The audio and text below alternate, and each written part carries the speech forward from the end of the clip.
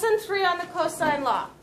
If we take a look at this triangle, if I try to apply the sine law to determine the length of side BC, which I can also call side little a, if I start filling this out, my sine law is side A is to the sine of angle A as side B, which would be 6 centimeters, is to the sine of angle B, as side C, which is 3 centimeters, is to the sine of angle C.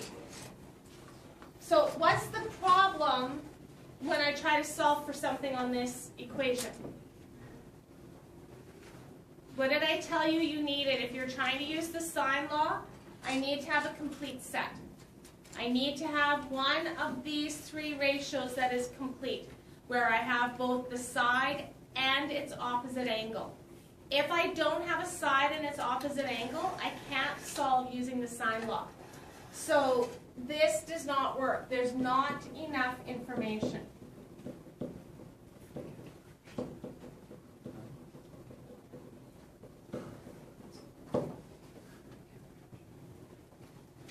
So if we go back to what we know SOHCAHTOA.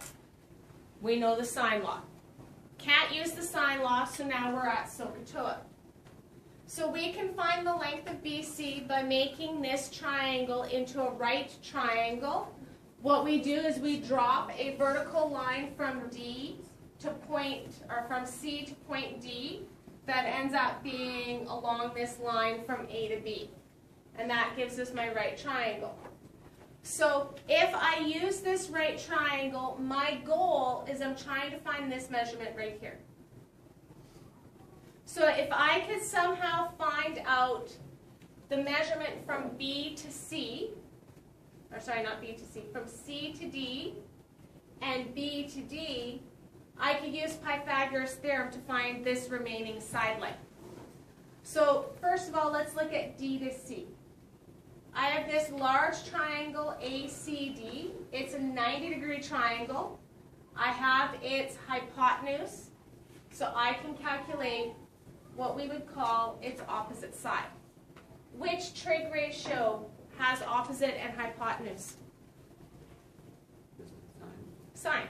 So the sine of angle 36 is the opposite side, which was CD, over the hypotenuse, which is 6.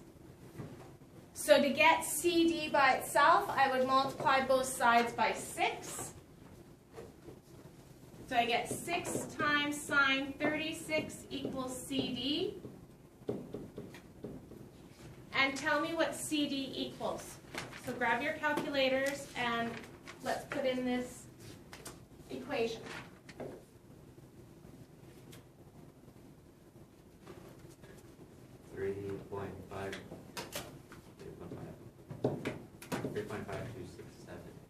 Two, 6, 7. Okay.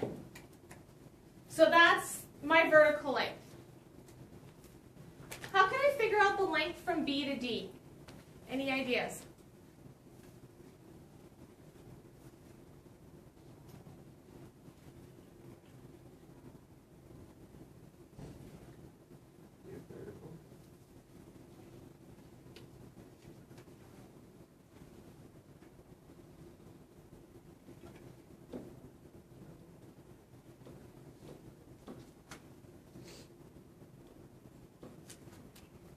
This is my triangle ACD. I figured out what this side was. Could I figure out this entire length here? What do we call this length in relation to the angle? The adjacent. And what do I know about this adjacent side? Well, I know part of it is 3 centimeters. So if I knew the whole thing, and I subtracted the 3, I'd be left with the BD. So we're going to find the length of this entire side. So what trig function relates adjacent to hypotenuse? So this time it's the cos of angle 36 is the adjacent, which we call AD, over the hypotenuse, which is 6. So the same thing like we did with the sine formula, we multiply both sides by 6. And I get 6 times sine 36 equals AD. So using your calculator, what is cos 36 times 6? 4.854. So if that's the entire length from A to D, the distance from B to D would be taking that amount and subtracting 3. So I would get 1.854.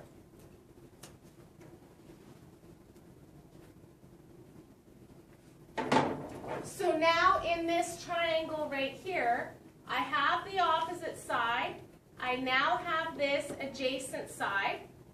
I could find out this being another hypotenuse by using the Pythagoras theorem.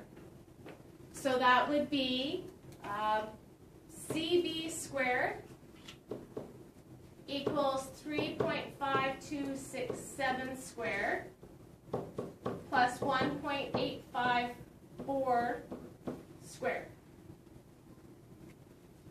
And what do I get when I take the square of those two numbers and add them together?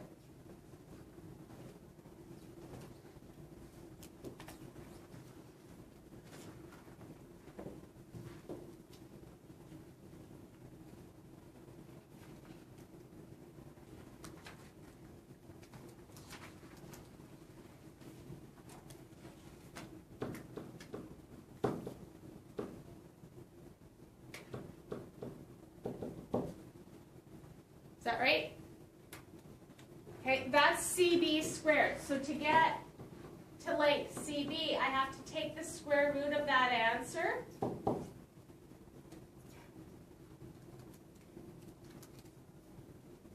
And I get 3.98. So to the nearest tenth of a centimeter, what would that round to? So what would the 8 do to the 9? Round it up, and what would I get? 4. And do I need the 0.0 in there? I do, because it says to the nearest tenth. This tells me it's a 10th position. Took a lot of work, a lot of different steps. Chances are somebody developed a pattern. Somebody was looking at this and thinking there's got to be an easier way to find this rather than going through all of these steps. And that's what we're going to look at on the next page. And the system for that actually involves this step right here. It involves the Pythagoras theorem. It kind of involves what we did in these steps and puts them together. So in every triangle there exists this relationship. A squared equals B squared plus C squared. What's that right here? It's like Pythagoras theorem because it doesn't matter the letters. It's basically one side squared equals this side squared plus this side squared. In a right triangle, this happens to be my hypotenuse. Minus 2BC cos A. Things to realize about this formula, the side I'm trying to find is opposite the angle that I'm given.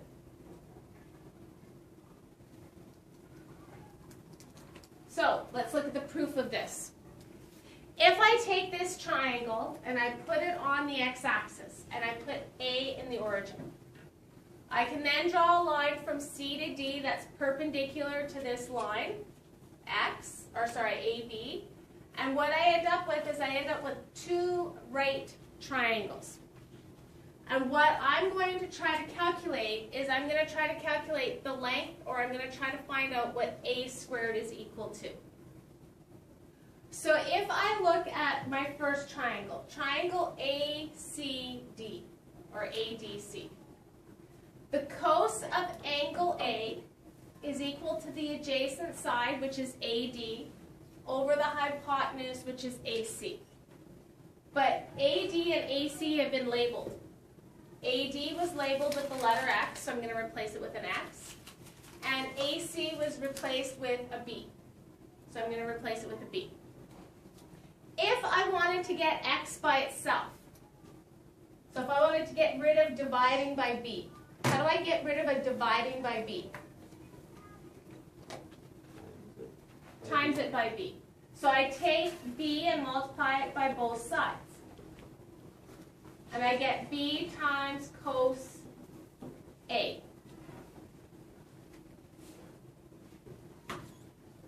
So now if I look at the second triangle, in triangle BDC,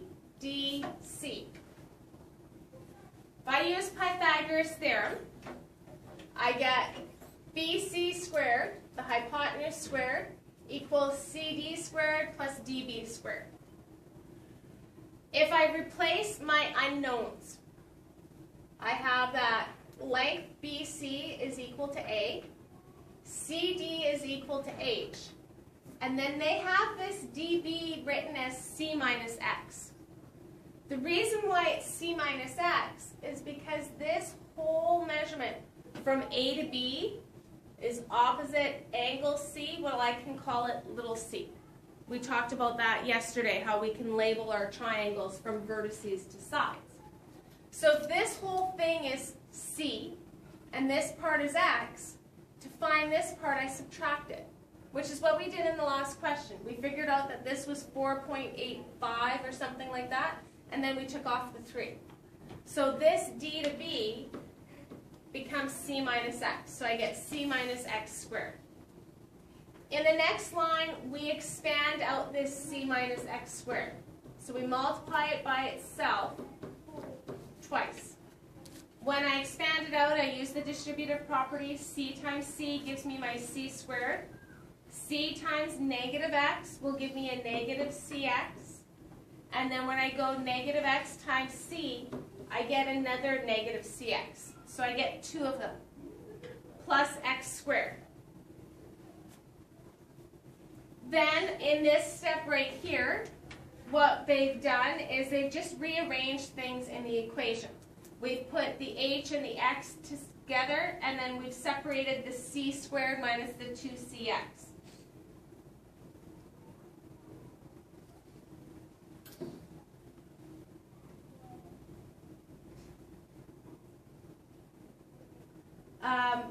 X, if I look right here, was equal to B minus cos A. So I could write that in there. This H squared plus X squared, X squared plus H squared, in this triangle right here, X squared plus H squared is going to equal what? B squared, because it equals the hypotenuse. So I can rewrite this as B squared. And there comes my formula. You are not expected to memorize the formula. You are expected to use the formula. And I can rearrange that triangle. I can rotate it so that each of the other sides is along the x-axis. Do the similar operations, and I can get these 2 formulas. You're only ever given one of the formulas. This is the formula that we see on formula sheets most often. What you need to remember about this formula, like I said, this side is opposite the angle that I'm given. So the cosine law works when we are given the lengths of 2 sides and the contained angle, the angle that comes in between. We call that side angle side. So we're given a side, the contained angle, and another side. So if I was given this measurement, and that measurement. And one of the ways that I use to remember this is if I could draw the letter C around my 3 given measurements and connect them all together. That was a sure way of determining that I need the cosine law.